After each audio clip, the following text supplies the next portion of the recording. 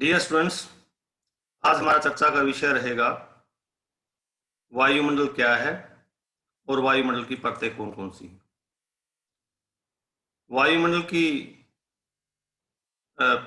जो परतें हैं वो मुख्य रूप से 4 परतें हैं और वायुमंडल की परतों की चर्चा करने से पहले ये आवश्यक हो जाता है, यदि केवल एग्जाम में केवल ये आता है कि वायुमंडल की परतों का वर्णन कीजिए, आप ऐसा ना करें कि सीधे रूप से वायुमंडल की परतें लिख दें। उससे पहले आपको बताना पड़ेगा कि वायुमंडल क्या है। वायुमंडल क्या है ये पहले भी बताया गया था, दोबारा फिर हम इसको क्लियर कर देते हैं।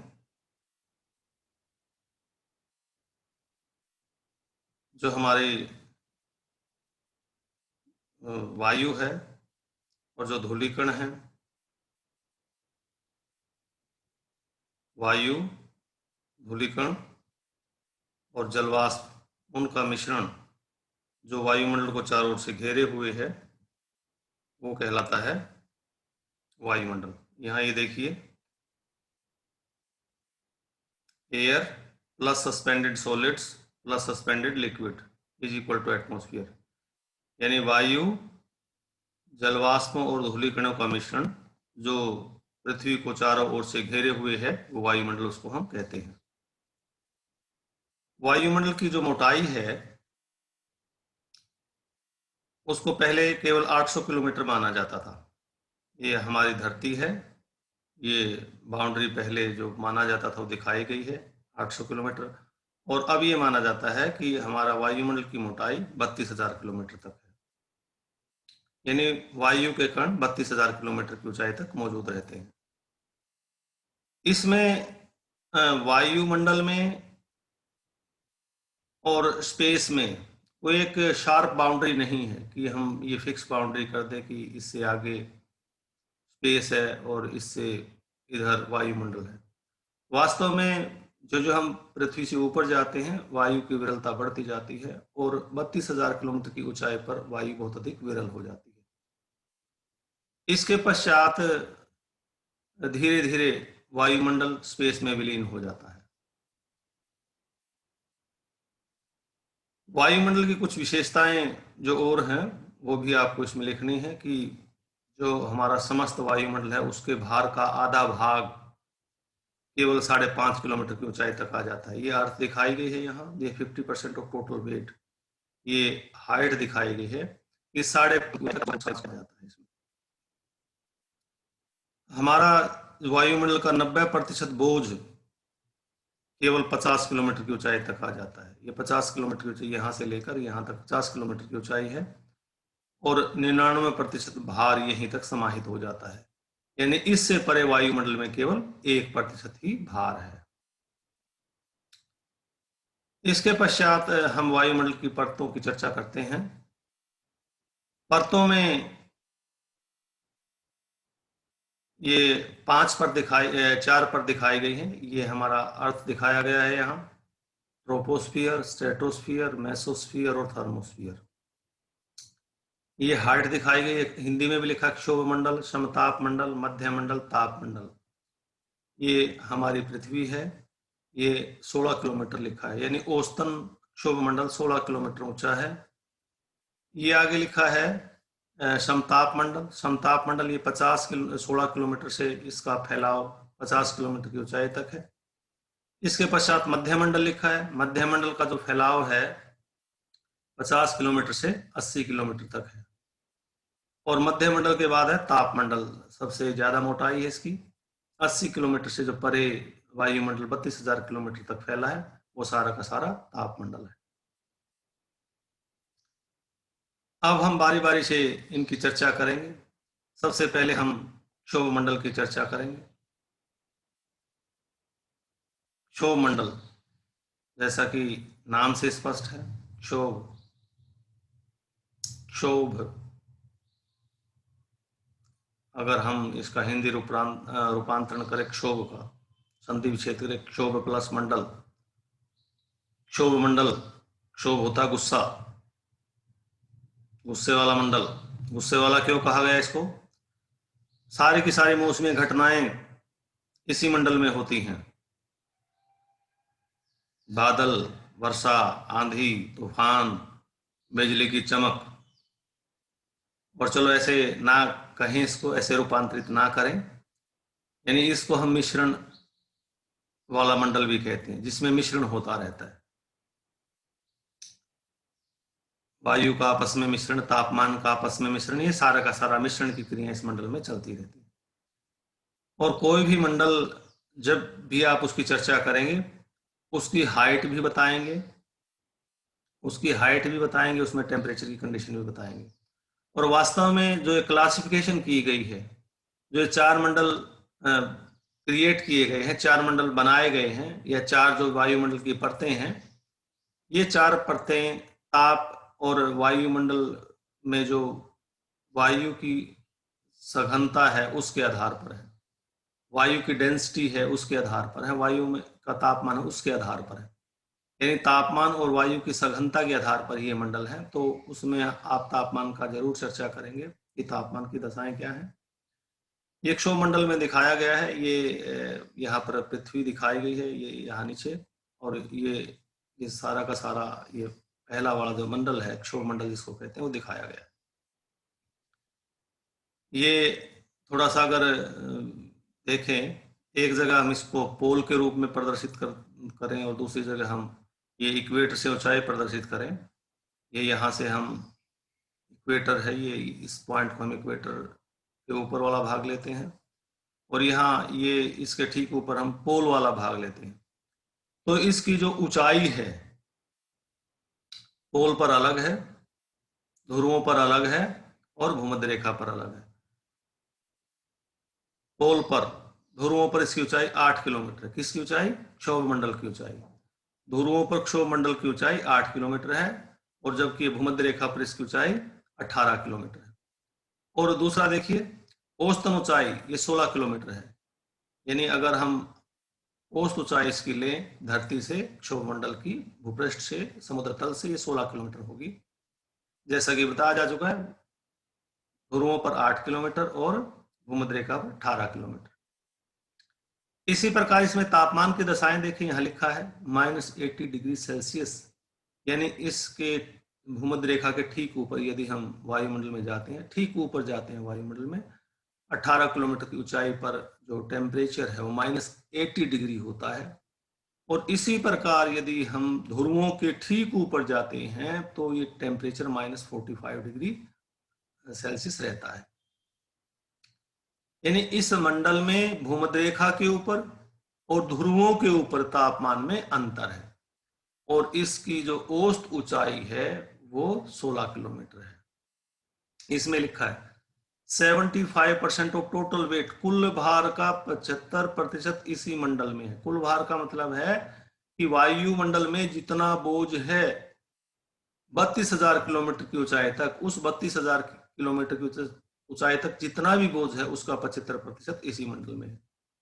इसमें लिखा है temperature decreases with increasing altitude. इस मंडल में जो जो हम ऊपर जाते हैं तापमान घटता जाता है। और ये देखिए यहाँ -45 डिग्री, -80 डिग्री, इसी से क्लियर हो जाता है कि जो जो हम ऊपर जाएंगे तापमान घटता जाएगा। और इस तापमान के घटने की दर को हम बोलते हैं सामान्य ह्रास दर, तापमान के घटने की सामान्य ह्रास दर। और ये 6.5 डिग्री सेल्सियस घट जाता है 1 किलोमीटर की ऊंचाई पर जाने के पश्चात। इसमें इस मंडल में, किसमें? क्षोभमंडल में, जो अभी चित्र में ऊपर आधा चित्र दिखाई दे रहा है आपको, क्षोभमंडल में जितनी मौसमी घटनाएं इसी मंडल में घटती हैं, चाहे वो पवने चले, आंधी, तूफान, संघनन, वर्षा, ओला, जितनी भी मौसमी घटनाएं हैं सारी की सारी इसी वायुमंडल में घटती हैं। इसीलिए इसको जोनो मिक्सिंग भी कहा गया है। अब इस मंडल का महत्व भी है। क्या महत्व है? कि मौसमी बदलाव होंगे तो वो भी मानव के लिए इंपॉर्टेंट है। मौसमी बदलाव, तापमान से संबंधित बदलाव, वर्षा से संबंधित बदलाव, इन बदलावों के कारण ही तो इस धरा पर वनस्पति है। इन बदलावों के कारण ही तो मनुष्य का जीवन संभव है। अगर ये बदलाव ना हो तो मानव जीवन और वनस्पति का जीवन, पशु पक्षियों का जीवन संभव ना हो। दूसरे, जितना हमारा बायोस्फीयर है, जैव मंडल है, उसका 90% से ज्यादा इसी मंडल में आता है। यानी जीव जंतु सारे के सारे लगभग इसी मंडल में रहते हैं। दूसरा है क्षोभ सीमा, ट्रोपोपोज। क्षोभ सीमा यानी इस मंडल की क्षोभ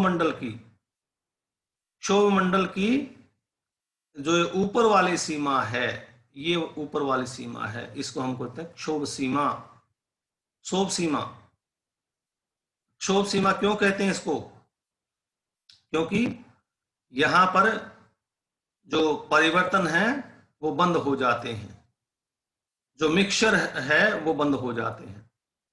और ये जो क्षोभ सीमा है, ये ट्रोपोस्फियर को स्ट्रेटोस्फियर से अलग करती है। ट्रोपोस्फियर क्षोभ मंडल को समताप मंडल से अलग करती है, स्ट्रेटोस्फियर समताप मंडल से अलग करती है क्षोभ सीमा। और ये पतली सी परत है जिसकी ऊंचाई लगभग 1.5 किलोमीटर है। इसमें टेम्परेचर गिरना बंद हो जाता है। जो हम ऊपर जाते हैं, टेम्परेचर गिरना बंद हो गया तो समझ लीजिए कि भाई आपका क्षोभ सीमा आ गई है, क्योंकि क्षोभ सीमा के आने से पहले तक टेम्परेचर लगातार गिरता रहता है। और इसमें आमतौर पर संवहनीय धाराएं नहीं चलती। संवहनीय धाराएं का अर्थ है कि वायु जो भूपृष्ठ से ऊपरी परतों की ओर नहीं चलती, संवहनीय धाराएं इसमें चलनी बंद हो जाती है। दूसरा मंडल है स्ट्रेटोस्फियर। स्ट्रेटोस्फियर का अर्थ है समताप मंडल। समताप मंडल, स्ट्रेटोस्फियर, सतरण मंडल या समताप मंडल। इसमें देखिए इसकी हाइट 8 किलोमीटर, 18 किलोमीटर, पुरानी याद है ना, 8 किलोमीटर ध्रुवों पर, 18 किलोमीटर भूमध्य रेखा पर।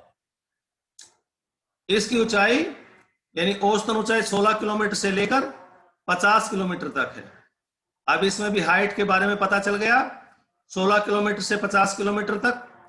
इसका जो भार है, कुल वायुमंडल के भार का लगभग 10% इस मंडल में आता है। किस मंडल में? सतरणीय समताप मंडल में, स्ट्रेटोस्फियर में। उसमें कितना था? 75%। इसमें कितना था? 10%। यानी लगभग 10% जो वायुमंडल के कुल बोझ का 10% इसी में आ जाता है। हाइट बता दी, वेट बता दिया। इस परत की तीसरी विशेषता है कि इस परत के निचले भागों में, ये दिखाया गया है, O3 15 to 35 किलोमीटर। इस परत के निचले भागों में ओजोन परत की गहनता, ओजोन परत की अधिकता पाई जाती है। लगभग 75% ओजोन इसी मंडल में पाई जाती है। इसे हम ओजोन परत भी कहते हैं। जहां पर ओजोन परत की गहनता है स्ट्रेटोस्फियर में, समताप मंडल में, उसे हम ओजोन लेयर कहते हैं। यानी इसका जो समताप मंडल का नीचे वाला भाग ओजोन लेयर कहलाता है। ओजोन लेयर की अपनी भूमिका है। ओजोन लेयर की अपनी भूमिका क्या है?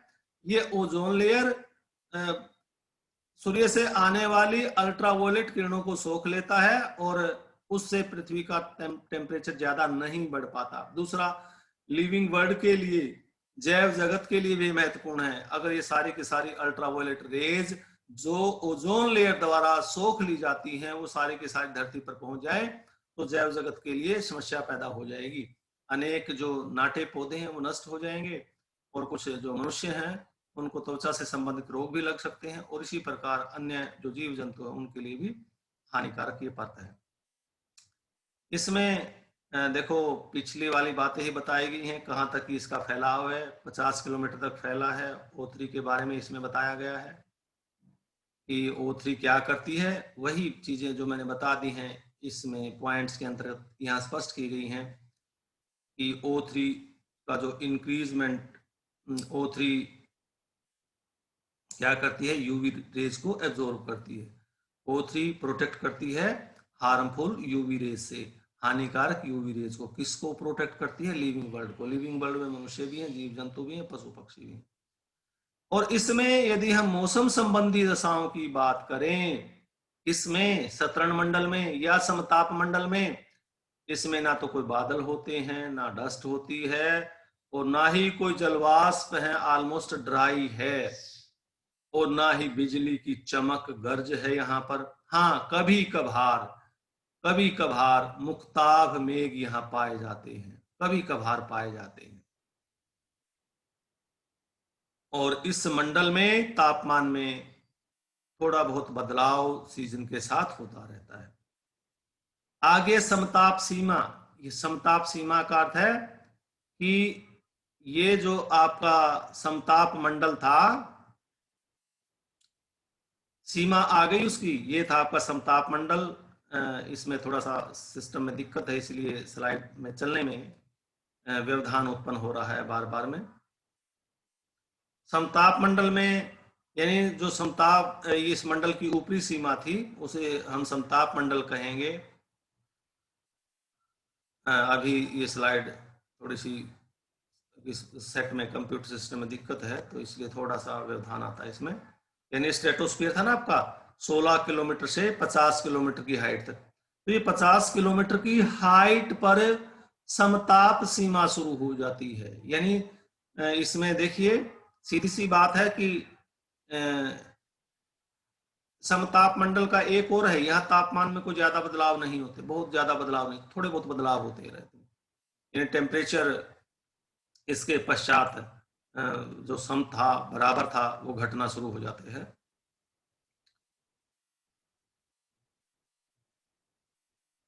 अब इसमें ये देखिए स्ट्रेटोपो समताप सीमा, टेम्परेचर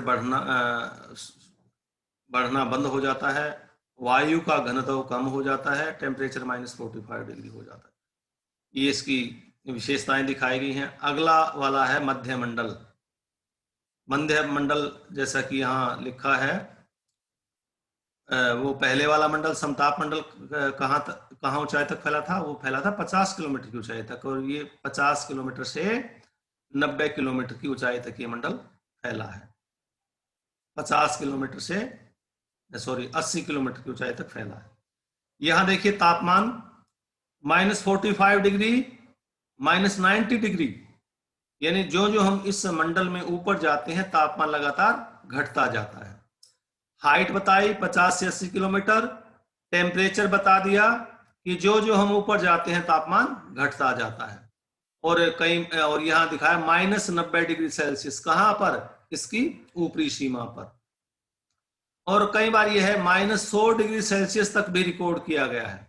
इसमें जो वायुमंडलीय दाब है 1 मिलीबार से भी कम हो जाता है, और इसमें पछुआ पवनें चलती हैं, और क्लाउड हैं जो कभी कभार ही बनते हैं, बहुत कम बनते हैं। और क्लाउड कैसे बनते हैं?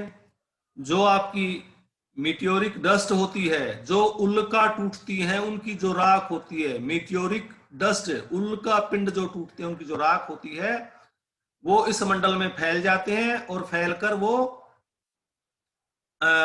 हाइग्रोस्कोपिक न्यूक्लियाई का काम करते हैं। बताया था हाइग्रोस्कोपिक न्यूक्लियाई आर्द्रताग्राही कण, यानी जो आर्द्रता को ग्रहण कर लें, जो आर्द्रता को का घर के रूप में काम करते हैं, आर्द्रता उनके ऊपर बैठती है।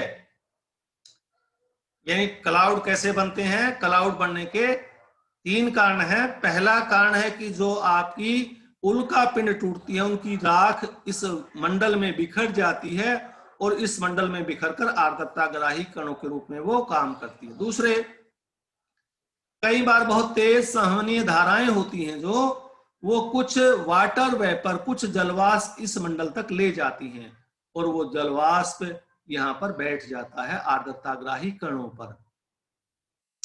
और ये ठोस कण होते हैं, क्योंकि टेम्परेचर यहाँ बहुत कम होता है, ठोस कणों के रूप में ये विद्यमान हो जाता है।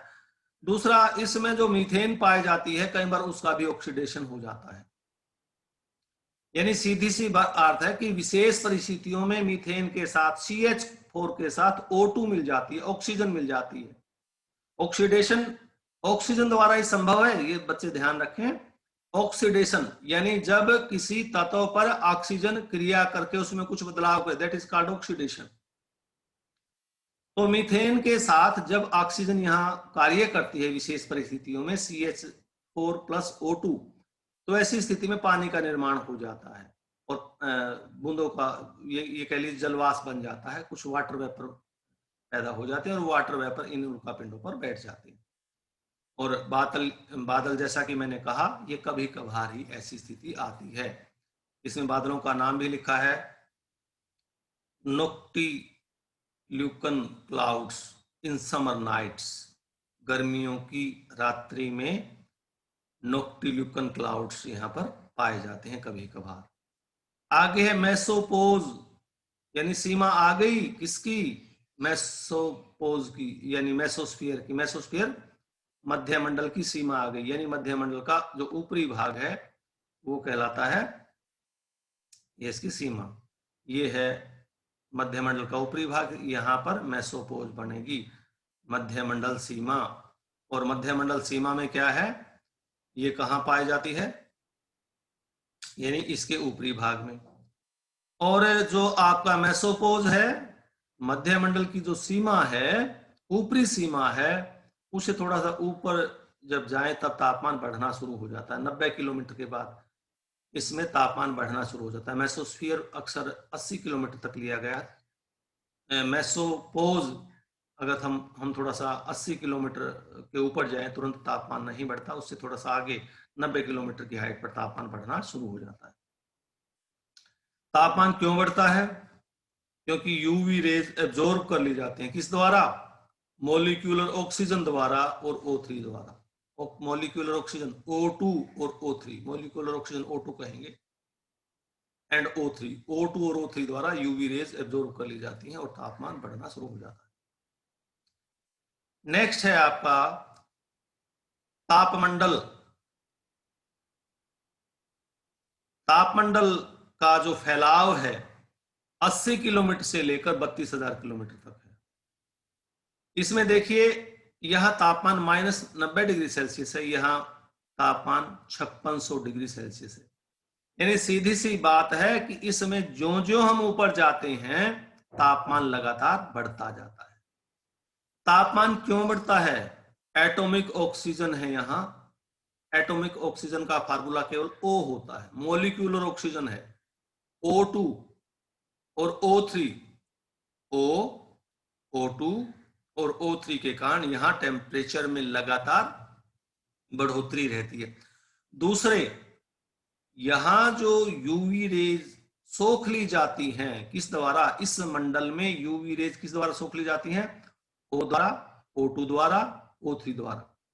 वो सोख तो ली जाती हैं परंतु उसका स्पेस में पुनः एमिट नहीं हो पाती, पुनः वो जाना बड़ा मुश्किल होता है, बड़े धीमी गति से जाती हैं।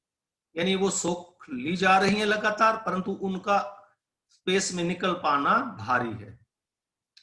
अब इस मंडल में भी देखिए दो भागों में बटा है ये, यहां लिखा आयनोस्फीयर, आयन मंडल, ये लिखा आयन मंडल 80 से 640 किलोमीटर। यानी इस तापमंडल के दो भाग हैं, इसकी निचली परत को हम आयन मंडल कहते हैं। आयन मंडल का जो हाइट है 80 से 640 किलोमीटर तक है और इसके बाद इसकी जो ऊपरी परत है उसको हम कहते हैं बाह्य मंडल, और बाह्य मंडल की ऊंचाई 640 से 3200 किलोमीटर इसमें दी गई है।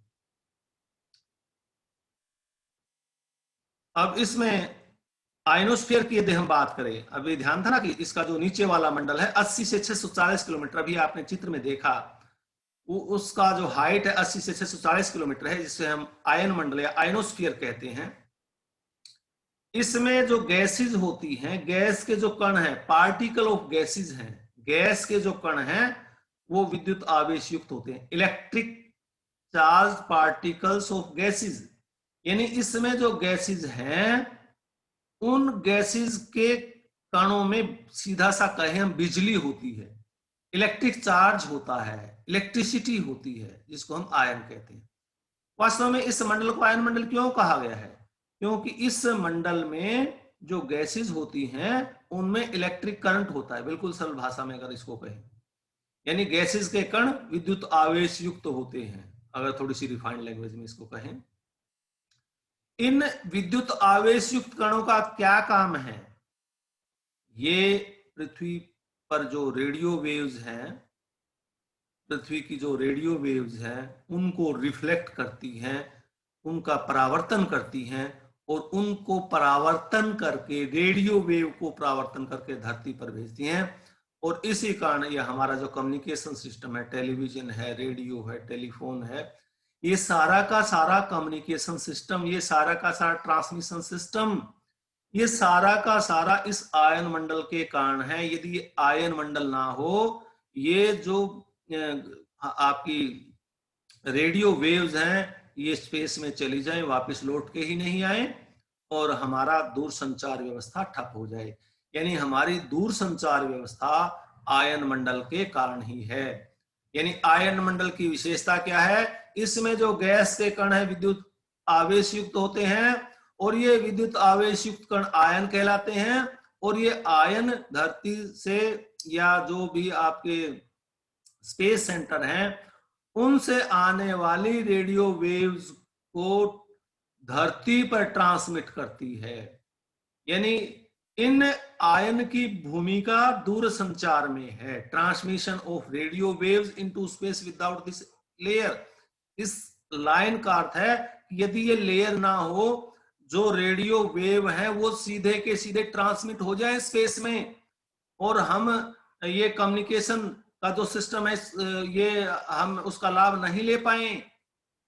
सीधी सी बात है, इस आयन मंडल के कारण जो रेडियो वेव्स हैं वो रिफ्लेक्ट होती हैं धरती पर, और उनके रिफ्लेक्शन के कारण ही हमारा कम्युनिकेशन का सिस्टम ये चलता है। इसके ऊपर वाली परत बताई थी 640 से 32,000 किलोमीटर की ऊंचाई तक, और ये 640 से 32,000 किलोमीटर की ऊंचाई तक जो परत है उसकी जो हाइट है वो बताइए, बता ही दी गई है हाइट। फिर टेम्परेचर बताइए, इसमें हर परत में टेम्परेचर जरूर बताना है। इसमें टेम्परेचर धीरे धीरे बढ़ता जाता है, और इससे पहले बता दूं कि ये ग्रेजुअली मर्ज इनटू स्पेस, यानी धीरे धीरे इस परत से जब ऊपर जाते हैं वो स्पेस में मर्ज हो जाती है। क्योंकि बहुत ऊंचे जाते हैं तो वायु के कण बहुत ही दूर दूर हैं, बहुत ही विरल है वायु, ये नहीं पता चलता कब हमारा एटमॉस्फेयर खत्म हो गया और कब हमारा स्पेस शुरू हो गया। यानी ये परत धीरे धीरे स्पेस में विलीन हो जाती है। यानी बिल्कुल एक स्ट्रिक्ट बाउंड्री नहीं है कि कहां से तो स्पेस हमारा आरंभ हो गया और कहां से हमारा ये समाप्त हो गया। एक्सोस्फीयर, जिसको हम बाह्य मंडल कहते हैं, इसके बारे में और मंडलों की तुलना में काफी कम ज्ञान है। टेम्परेचर इसमें लगातार बढ़ता रहता है, और टेम्परेचर बढ़कर 5600 डिग्री सेल्सियस होता हो जाता है। Temperature rises up to 5600 degree Celsius, 5600 degree Celsius. अब आप सोचेंगे कि 5600 डिग्री सेल्सियस टेम्परेचर है, तो ऐसी स्थिति में जो मंगलयान गया होगा या जो चंद्रयान गया होगा वो जल क्यों नहीं गया? 5600 डिग्री सेल्सियस टेम्परेचर होने के बाद भी यदि एस्ट्रोनॉट, वायु जो यात्री जाते हैं स्पेस में, वो अगर अपना बाजू बाहर निकालेंगे तब भी उनको गर्मी का आभास नहीं होगा, क्योंकि वायु यहाँ अति विरल है। वायु का एक कण और दूसरे कण के बीच की दूरी, अगर सरल भाषा में मैं समझाऊं, बहुत दूर, बहुत ज्यादा दूरी है, तो गर्मी महसूस नहीं होती। Feel no heating as air molecule are sparse, कोई गर्मी का आभास नहीं होता एज, क्योंकि एयर मोलिक्यूल, वायु के जो कण हैं, आर स्पार्स, बिल्कुल विरल हैं, बहुत दूर दूर हैं। यदि हम सारांश में वायुमंडल के आयतन का और भार की बात करें तो इस टेबल में जो दिखाया, क्षोभ मंडल जो है वो समस्त वायुमंडल के आयतन का 1.5% है, और समस्त जो वायुमंडल का जो भार है उसका 80% इसी मंडल में आता है।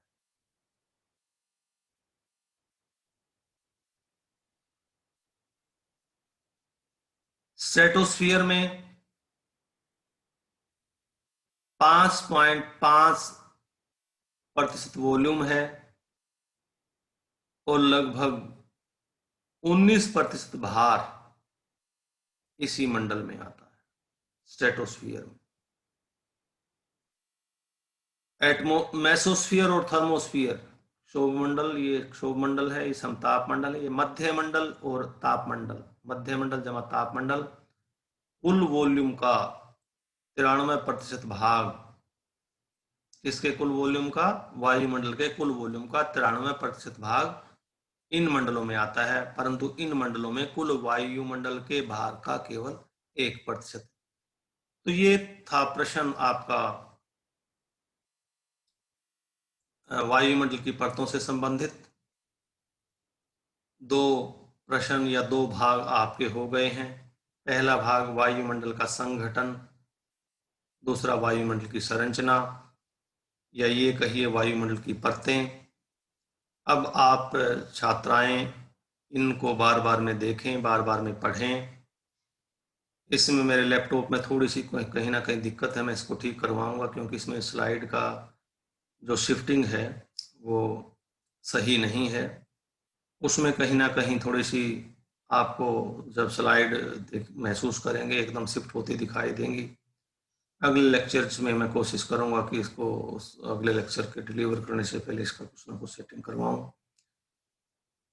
कोशिश की है मैंने स्पष्ट करने की। छात्राएं बार बार में इन व्याख्यान को सुने, और मैं कहीं ना कहीं लाइव लेक्चर भी आपके लूंगा, परंतु इन रिकॉर्डेड लेक्चर का सबसे बड़ा लाभ ये है कि आगे पीछे नहीं सुन पाएंगे। यहाँ इसका लाभ ये है कि आप किसी भी समय, जब भी आपके पास फोन अवेलेबल हो, फादर का, मदर का, भाई का, आपका, सुबह शाम दिन रात किसी भी समय, जब भी आपके पास समय अवेलेबल हो तब आप इनको सुन पाएंगे। कहीं ना कहीं इसमें लैपटॉप में दिक्कत होने के कारण पिछले व्याख्यान में भी मैंने महसूस किया था, एकदम स्पीड बढ़ जाती है बोलने की, कई बार एकदम स्पीड घट जाती है। इसी प्रकार जो स्लाइड के शिफ्टिंग में है उसमें भी थोड़ी सी दिक्कत है। फिर भी छात्राएं इनको सुनें, समझने का प्रयास करें, और लॉकडाउन का अर्थ ये नहीं होता कि आप पढ़ाई को लॉक कर दें। लाभ उठाएं। आपका आने का समय, कॉलेज में जाने का समय बच रहा है। जो छात्राएं दूर से आती हैं, तो ऐसी स्थिति में उस समय का भी लाभ उठाकर ज़्यादा से ज़्यादा पढ़ने का प्रयास करें।